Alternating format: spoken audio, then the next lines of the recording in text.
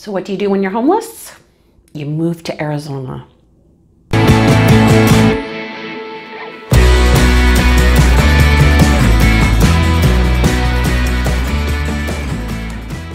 Hey everyone, welcome back to my channel. As you can see, I am still in the house and I'm sitting in an empty room, so I don't have a lot going on back here, but I just want to update you on some things that are going on in our life, and these are some really exciting times for us.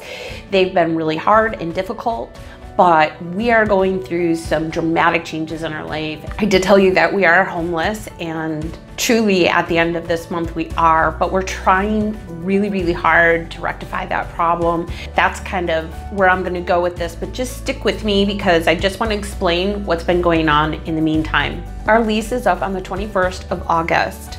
Now the reason why we're still here and the reason why we thought we were homeless on the last day of July is because we were told by our current landlord that she had a renter that needed to be in here on the 1st. However, we still have a lease here.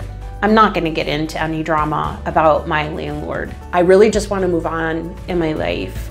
I am very hurt by some things that have gone on over the past few months, but that's only because I really felt like I was building a relationship with our landlord, not just as landlord-tenant, but I felt like we were sisters in Christ, and I felt like we were becoming friends. I think at one point her husband had told her that it would be best if she just kept our relationship on a business relationship.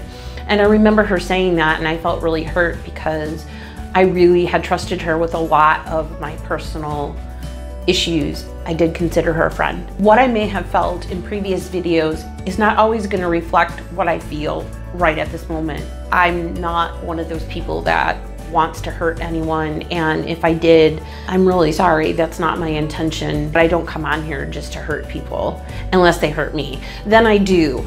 But then I do come back and I'm always like, you know, that probably wasn't the best thing to say. And I've said that before. You know, I'm wrong a lot. I do things on the spur of the moment and out of reaction of things, and that is a huge issue with being a highly sensitive person. People push me. I don't like being pushed around. I've been bullied my whole life, and I feel like even in adulthood, I'm being bullied, and I just don't tolerate it. At this point now, I really can't be reactionary anymore because there's a real possibility I could go back to jail, and that's just not a place I want to go. And I realized that. I actually called a counselor and spoke to her over the phone and told her all the things that were going on, and I really need to get some help. The grief of my mother hit me 6 years late. I never had an opportunity to grieve my mom, so I've been going through a lot of grief process, and it's not been fun. And then when you are facing homelessness and you're facing all these situations where you keep getting turned down for a house because of something that was a mistake by someone else, and then you have the proof that it's a mistake and you still can't get a house, it's really hard to try to go through life and not feel angry and frustrated and reactionary, because you are thinking, where am I going to go? What am I going to do? And you got this 9-year-old little boy who is going through all of it and watching everything that we're going through and I'm going through, and he's scared, and I'm making it worse. My anger is making it worse, not just for everyone else that's involved, but for me. Psychologically, I cannot be angry like that anymore. Personally, I can't be angry like that anymore because it could get me in trouble. And at this point, there is a part of me that in that moment, I don't care. In fact, I'll even say, you know what, I've been in jail before, I don't give a crap. That's not the attitude I should be going through life with. I've been in jail, what does it matter? Go ahead and call the cops on me. That is not the kind of personality I want to have. I'm not even consciously aware of the things that I'm doing, and that's what's really scaring me. And that's kind of like what was happening with my landlord. I had a blocker because I thought, you know what, I really can't listen to this conversation anymore. I can't keep having this same conversation. I can't keep debating and going through this madness. I just can't, because I will react badly. So it's best for me to get out of a situation rather than, you know, really act badly. I'm really glad that I'm at a place where I'm actually realizing that and I can resolve that. So we are moving to Arizona. A lot of people are asking me, why Arizona? Why are you going to go out there? There's numerous reasons, and one of them is because my dad is out there. The last time I went out there, we got into a really big fight. It turned out really bad. I came back home within a day and a half. But with the grief of my mom hitting me so hard and so late, I really realized that my father's the only family I have left. While I may have issues with my father, I love him. I love him very, very much. And that's really all that matters. I am really one of those people that can forgive very easily. I want to make things right, and I want to move on. That's just who I am. That's why I always just try to resolve issues as quickly as possible. As far as my dad is concerned, we may have our problems. Some of those problems run really deep within me, and they hurt, and he hurts me sometimes. But when I reached out to him recently, he said to me that he watches my YouTube videos over and over and over because it's all he has of me. I love you, Dad. Thank you. Thank you for coming here just to be with me. And now I'm gonna come there to be with you because I miss you terribly and I love you with my whole heart. And I always have. Just because we have fights and we get angry, some people don't understand that, Dad. But that's life, that's family. It's part of who we are, unfortunately. If I'm there and we get into a fight, I can walk away. I can be like, all right, Dad, you're grouchy, I'm leaving. And just go to my home. And that's gonna be really amazing because I'm sure my dad is gonna tick me off because my dad, you know, he is going through a lot in his life too. He has anger issues and, you know, he's in a wheelchair, he's paralyzed, he's got a lot of medical conditions, so I'm sure he's angry as well. He just hasn't been able to deal with it the way that I have over these past several months, or 2 days, I guess I should say. We do have a really good relationship when we get along. It's fun, it's funny, and I just really have always adored those aspects of my dad. I never really liked, of course, his anger issues, which I'm sure I get that from. I do. Then I get all that, you know, fighting spirit from my mom. So I get the fighting spirit from my mom and this anger from my dad, and you put those two together and you've got a volatile woman who's just gonna struggle. I struggle in my head with those two things. Like, do I want to fight or am I gonna, you know, be angry? And right now I have to learn how to take those two things that are, one is really bad and one is kind of good. And I have to learn how to channel it together to where it becomes a strength and not such a weakness for me. My dad has anger issues. He has a right to that. I just have to learn how to not take it on me when he takes it out on me. I can do that because I did it with my mom during the last year of her life. The last thing my mom said to me, she was yelling at me. I can't even remember what she said, but she yelled at me, and those were the last words I ever heard come out of her mouth to me. She did apologize, said that she was sick, but it was a weird apology. It's probably why I carry so much anger. See, and as I sit here and talk to you, those things spill out. I just don't know what's bothering me inside until I start just releasing it. Okay, so aside from my dad, every time I've been in Arizona, my neuropathy is next to nothing. And I have to tell you today, I can barely bend my fingers, my knuckles. Look at how swollen my hands are today. My knuckles up here are really, really swollen. I can't really feel my fingertips, and I think this might be from the handcuff situation. It's getting worse. I really should sue the Kenosha Police Department for what they did to me and not listening to me, because now I have lost feelings at the top of my hands and my fingertips. Or maybe I should. Maybe I will. Anyway, when I'm out in Arizona, I have a really good time. I'm happy. The sun is always shining. I physically feel fantastic. And that's a huge deal for me because I'm always in pain here. And I can't seem to get out of pain here.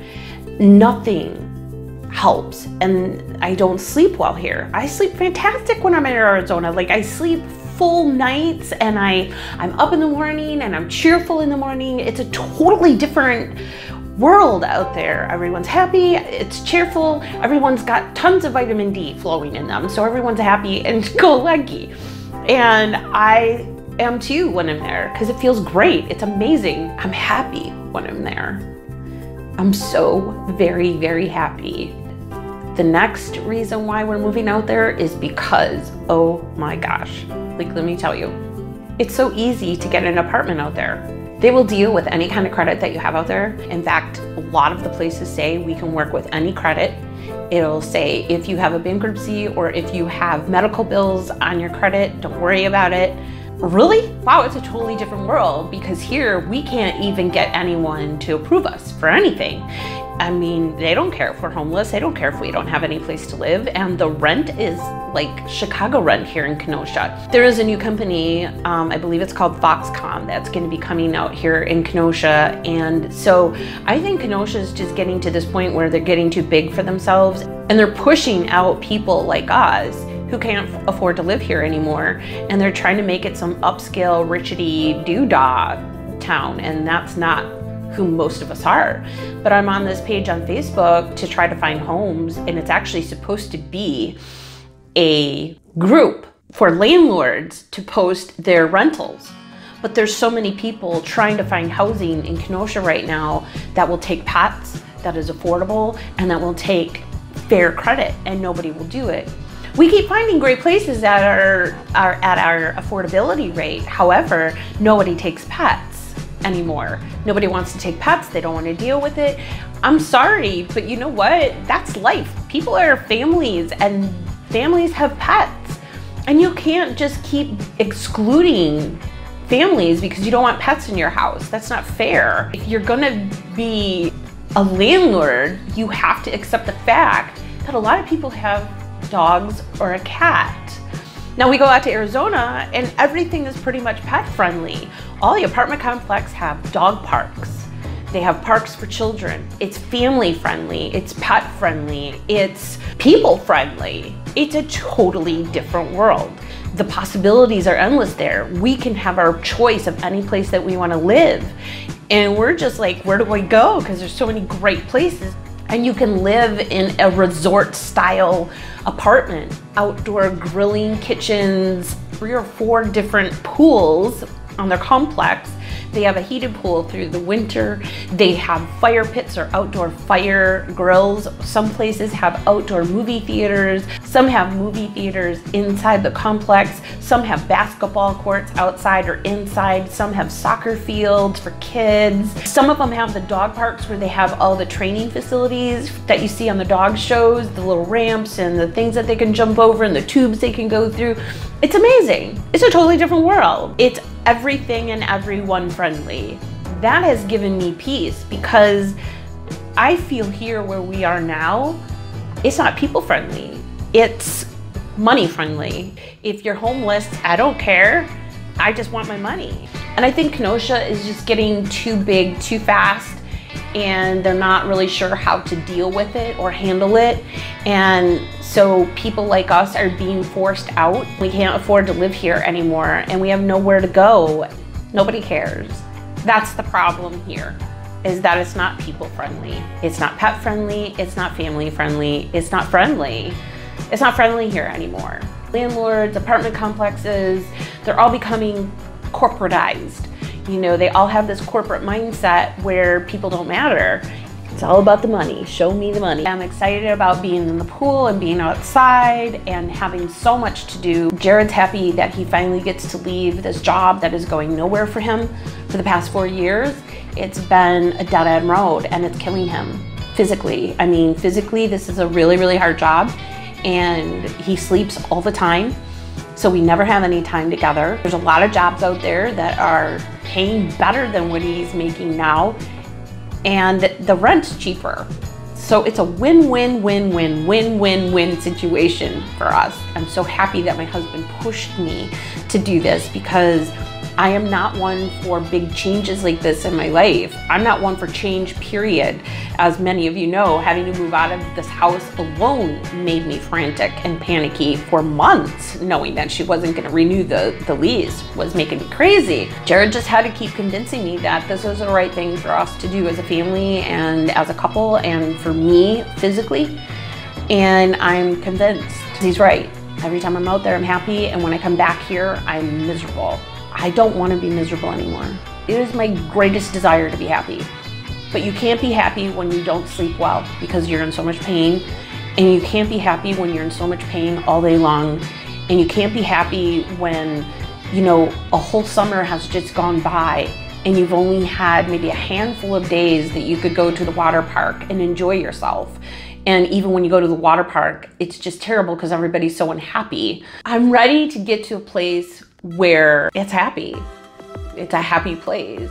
We're all very excited about this change in our life. We all need a change. The other thing that's really great about it is that Arizona is a very, very, very homeschool friendly state. So that's another thing that's super exciting for us. They are probably one of the friendliest homeschool states in the country. So I am thrilled about that, and I'm excited to get involved in the homeschooling community down there as well. I know that we've had a really rough time and we still have a rough road ahead of us. I know a lot of people have said, I don't know what to say and I don't know how to help you. Your prayers are great, they are, and I do appreciate that. And I will tell you, I was very mad the other day, so if that hurt your feelings, I'm sorry, but it was really how I feel, and I still feel that way. But if you really do care and you really are praying for us, then ask God how you can help us, because you can help us. We financially don't have the money to do this move. Jared is just believing God is gonna provide. What does that look like? It doesn't mean that God's gonna send money down from the sky. It means that God is going to lay on people's hearts to give us the money that we need to go there. That's the only way it's gonna happen. If you love us and if you care and if you really want to support us, then help us financially, because that's what we need. And I'm sorry that I'm being so bold about it, but we live in a society where people are afraid to ask for help because people refuse to help. Look, I'm not gonna be that person. We need help. And I would appreciate any kind of help that you can possibly give us. And you can do a donation through PayPal, which would be great. And I will link my email address down below that our PayPal account is linked to. If you would like to do that, we would be grateful. And if you only have $10, $15 to give, then that's a lot to us. That at least says that you love and you care about us and you really do want to help us and you really do care about what happens to us. And I know that sounds terrible. It sounds like one of those tithing sermons at the church, but it's true. I've been telling everyone how financially strapped we've been living here, and no one has helped except for my friend Karen and my friend Ann. Every once in a while when she can, she's given us food and things that she can do for us. And that's all I'm asking. What can you do for us? That would be a blessing to get us to where we need, because we need the help to get out there. Jared's quitting his job, but it's gonna take up to 40 days for him to get his 401k cash out, which is gonna be a huge amount, but that amount really is something that we're depending on. And we had to pay rent here. We took a huge chunk of what we have to go out there to pay rent here, to stay here, to continue having a place to live. She had every right to that money. That leaves us with very little money to get out there. I need help to get out there so that I can start finding a place. We're getting rid of all of our furniture. We're getting rid of pretty much everything that we own except for the basic necessities. We're gonna try to go there and have a completely clean slate, get a very small apartment and live a minimalized life. And that's what I wanna do. I'm sick of stuff. I'm sick of things. I'm sick of money controlling my life. I just really want to move on. And if you can help, then God bless you. And I thank you so much for that. God bless you. And I'll see you soon.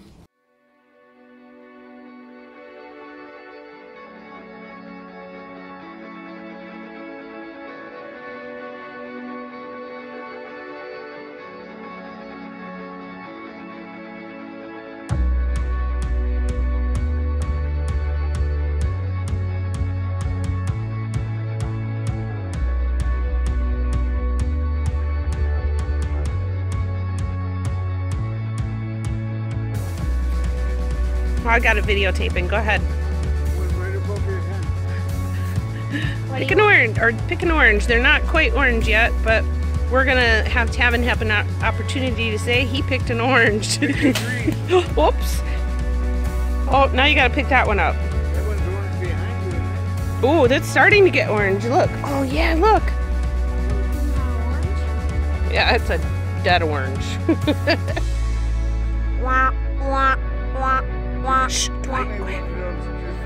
Come on.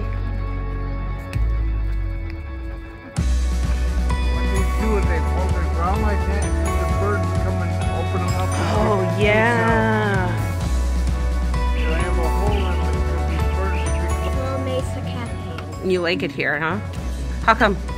Because it's Arizona. Good morning from Arizona. Today is Wednesday, October 4th. I slept so good and I can move my hands. Oh, I love the desert heat. It is doing something to my body and something to my spirit I didn't think was possible. This is where I spent most of my day. I spent so much time in this pool, and over there you'll see a hot tub. I think this was so therapeutic for me to be in the pool all day yesterday. I felt so alive and so good.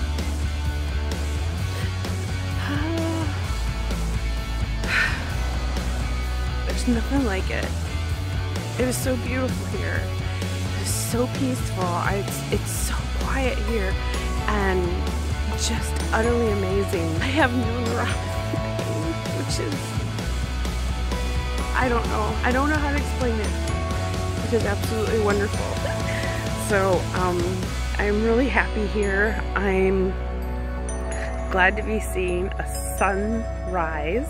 I'm glad I got up early enough to see that and share that with you and share with you, you know, that giving up the things that we love is probably the stupidest things that we can do. It will really crush our spirit and it will crush who we are.